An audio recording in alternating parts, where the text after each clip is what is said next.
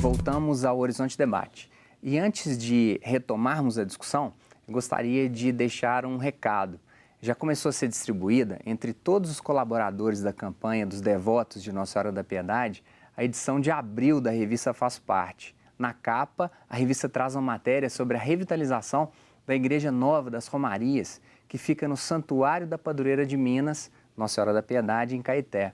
Seja você também um colaborador da Faço Parte, campanha dos devotos de Nossa Senhora da Piedade, e receba em casa a revista Faço Parte. Informações no telefone 33 19 6111. Professores, crise política. Como que o sujeito, professor Robson, no início do programa o senhor colocou isso, fazer política dentro da ética da casa, dentro da ética das associações que as pessoas estão. Se você não faz política na sua associação comunitária, na sua paróquia, dificilmente você vai dar conta no condomínio. Como é que funciona essa participação? O sujeito que não faz isso, ele consegue entender o processo macro como um todo? Isso é muito importante porque, conectando com o nosso tema das manifestações, às vezes as pessoas, legitimamente, não tem nada contra isso, vão às ruas manifestarem sem saber muito o que estão fazendo, sem nenhum compromisso com aquilo que eles estão lutando. Isso é muito comum, inclusive, nas manifestações do ano de 2013, né? Quer dizer, você tinha grupos difusos, com pautas das mais diversificadas e, obviamente, né, como já foi dito aqui, esses vários grupos meio difusos e sem uma pauta específica foram capturados por outros grupos mais bem organizados e com muitos interesses. Então, é preciso que as pessoas entendam que a política ela não se dá somente em momentos específicos e sem lastros com a vida das pessoas, com a vida de cada um de nós. O ideal é que a pessoa ela tenha uma participação política, um compromisso, que ele se dá no seu cotidiano. E é claro que quando você está na sua casa, as relações de poder é uma questão de relação política no seu trabalho, na sua comunidade.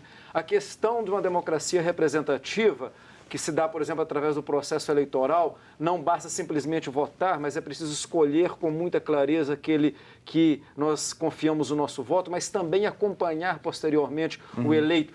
É isso que faz com que uma democracia vá amadurecendo. A nossa responsabilidade com os processos eleitorais, políticos, com a micropolítica do espaço cotidiano, para que a gente também, nessa macropolítica, tenha posições mais claras. Aquela pessoa que não sabe discutir as relações de poder dentro de casa, provavelmente ela vai ter uma leitura equivocada das relações de poder no universo maior, ou ela vai ser uma pessoa que vai na onda do que os outros estão dizendo. Flávio, você é crente, otimista, assim, com relação ao que vai emergir disso? As pessoas na rua, todo esse movimento, você acredita que será diferente da Manipulite, das mãos limpas na Itália, por exemplo? Eu sou um otimista por natureza e também sou alguém que acredita no sistema hoje vigente, o sistema desenhado pelo Constituinte de 88, né, a Constituição que restabeleceu a democracia. E esse sistema é o sistema que, por exemplo, estabeleceu a democracia representativa. A democracia representativa é essa que nós tivemos dentro da Ordem dos Advogados quando da tomada da decisão, e aí até fazendo esclarecimento ao professor Robson, né, somos 1 milhão de advogados em todo o país, então é evidente que haverá centenas, dezenas e até alguns milhares que estarão insatisfeitos com a decisão que foi tomada e tem todo o direito de estar insatisfeitos, tem todo o direito de reverberar isso. Mas é uma decisão que foi tomada por maioria, por aqueles que foram por eles mesmos eleitos, a maioria eleita recentemente nas eleições da Ordem dos Advogados.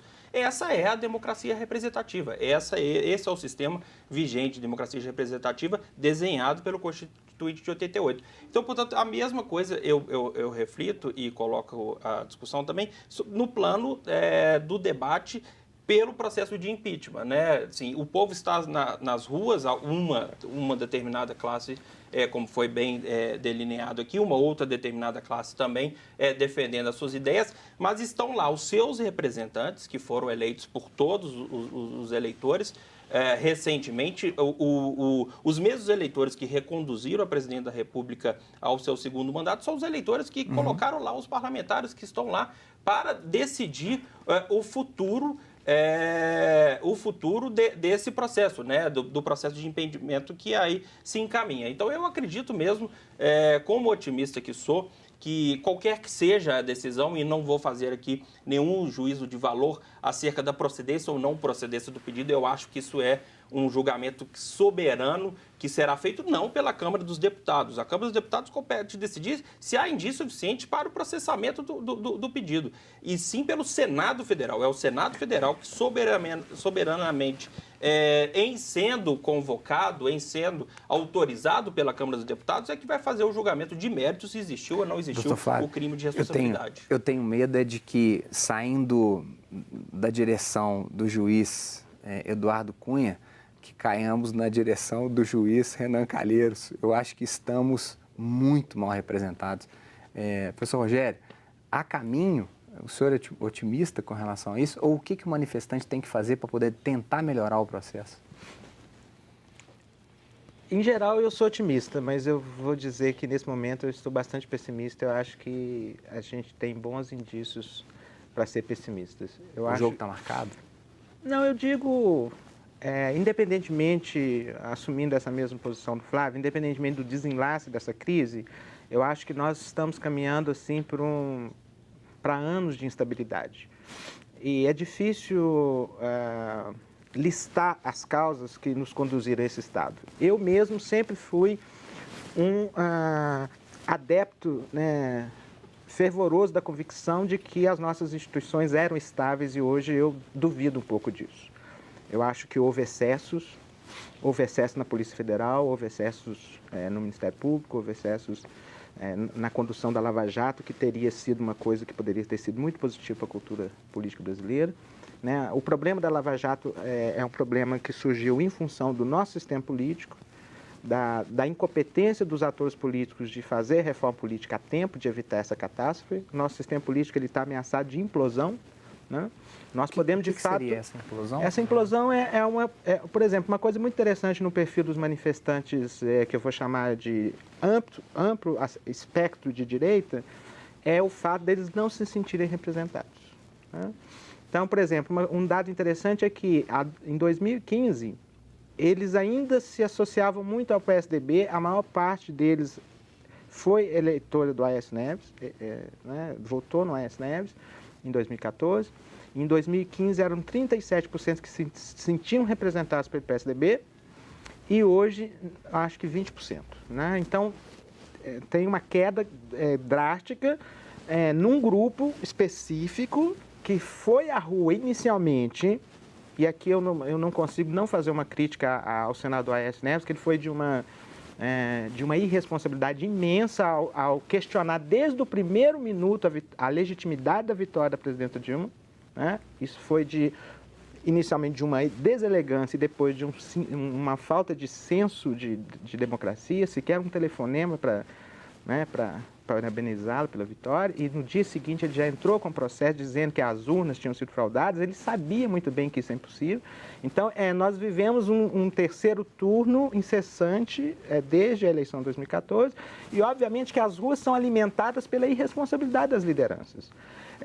Eu posso dizer a favor do senador Aécio Neves que a irresponsabilidade ela está universalmente difundida no meio político. Né? As nossas lideranças políticas têm agido de forma muito irresponsável. Sim. Então, elas contribuíram para esse cenário de instabilidade. Então, hoje nós temos um país polarizado nesses grupos que, de fato, têm voz. Eu agora, hoje mesmo, estava esperando uma pesquisa de um grupo de São Paulo muito interessante sobre redes sociais, em que ele descobriu uma coisa muito interessante, que é o seguinte: os manifestantes do dia 13 e os manifestantes do dia 18, eles não se cruzam em lugar nenhum do ponto de vista da produção das suas fontes de informação, dos textos que eles leem, dos sites que eles frequentam. Eles habitam universos paralelos. Nós temos multidões na rua que habitam universos paralelos. Professor Rogério, só para mim tentar fechar, professor Robson, o senhor é otimista? De forma bem concisa. Eu sou otimista, mas eu também quero ser bastante realista, né? E eu acho que o cenário é um cenário terrível, porque num sistema de democracia, a melhor saída seria uma saída política negociada. uma recomposição mínima das estruturas políticas e partidárias para propor uma saída que mantivesse o governo atual e que, inclusive, desse tempo para que as oposições que não têm projeto de governo de país pudessem disputar nas urnas, que o cidadão, em última análise, é que deveria fazer. Numa democracia, quando as instituições políticas estão destruídas, a perspectiva é muito ruim. O cenário para o futuro ele será muito nebuloso, com certeza. Flávio, Robson, Rogério, obrigado pela presença de vocês. Interaja conosco, envie sugestões de temas para o e-mail horizontedebate@tvhorizonte.com.br. Obrigado pela sua companhia e esse debate, ele definitivamente se estende aí na sua casa. Qual é a sua ação política? Um abraço e até o próximo programa. Tchau.